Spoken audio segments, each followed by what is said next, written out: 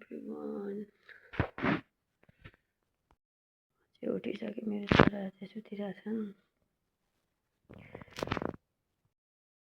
घरको बाहिर चिसो छ भएपछि आनन्दले एक कप चिया खान्छु भनेको कसैले नसोच्दा नि हुन्छ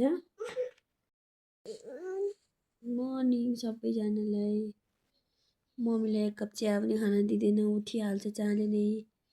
जतिखेर उठ्यो त्यतिखेर उठिहाल्छ चिया पनि पाक्यो